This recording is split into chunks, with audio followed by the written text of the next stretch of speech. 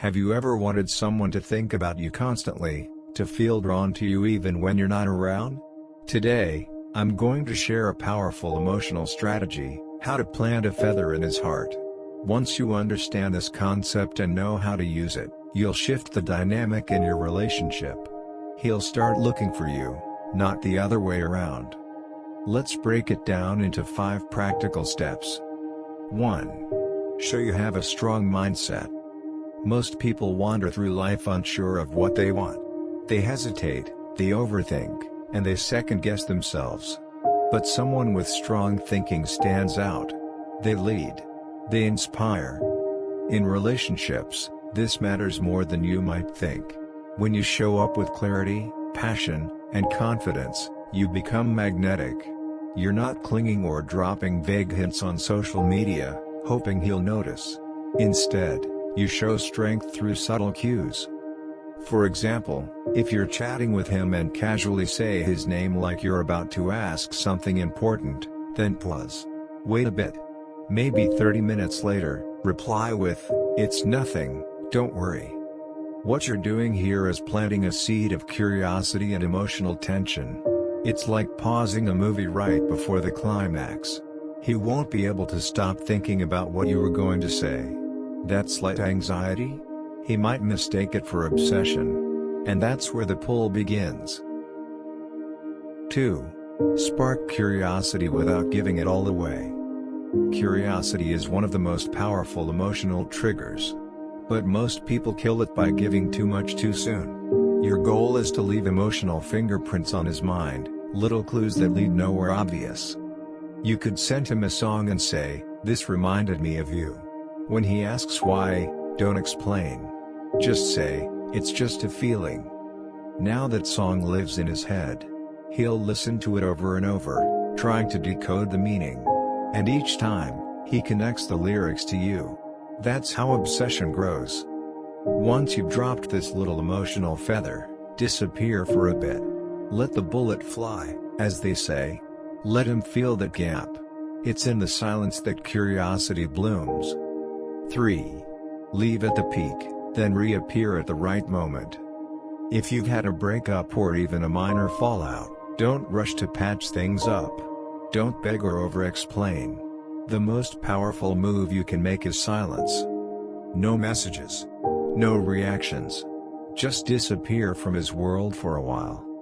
Then, after a few weeks, send a simple message. Something like "thinking of you at a special time," like 5:20 a.m. or 1:14 p.m. He'll notice the unusual timing and feel like it's a sign. Fate. Destiny. That subtle gesture can plant a deeper emotional seed than a long paragraph ever could. And if you repeat this just a few times, with long pauses in between, he'll start wondering what you're really feeling. He'll come looking for answers.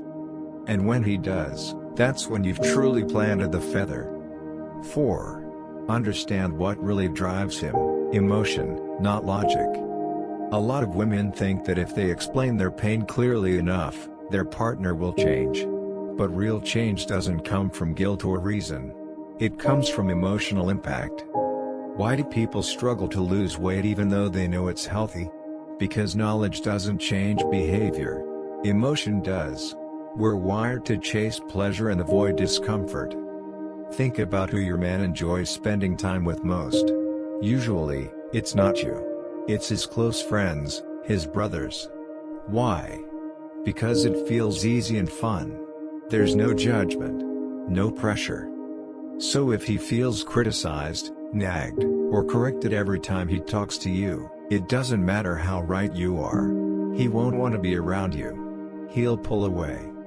This isn't about being fake or overly nice. It's about being aware of the emotional experience you create. Make it warm. Make it light sometimes. Let him enjoy you, not just understand you. 5. Raise your value by managing his needs, not just yours. When do you hold the highest status in a relationship? It's when he's chasing you. Not because you had no needs, but because he had a strong need for you. That's the key to power in love, need management. A lot of advice tells women to suppress their own needs. But that's not the point. The real secret is creating space for him to develop a need for you. And that happens when you don't meet all his needs too quickly. Think about this like feeding someone. If he's full, he doesn't need more food. But if he's just half full, he'll keep looking for more. So first, let him taste the sweetness. Make him feel emotionally full, just for a moment. Let him feel cared for, understood, even deeply seen. Then slowly pull back. Not to punish him, but to let that sweetness linger. He'll come back looking for it. That's how desire builds. Not from meeting every need, but from giving just enough to make him crave more. You need two skills for this. First, the ability to create emotional sweetness, knowing what makes him happy, what lights him up. Second, the courage to take it away, to hold back before he's satisfied. When you master both, he'll find that no one else gives him the same feeling. You become irreplaceable. Final thoughts. Love isn't about playing games, but it is about understanding human nature. We all want what we can't fully have. We all get curious about what's left unsaid. And we all crave feelings that bring us comfort, joy, and surprise. So if you want him to keep coming back, don't chase. Don't over-explain. Plant the feather. Let it float.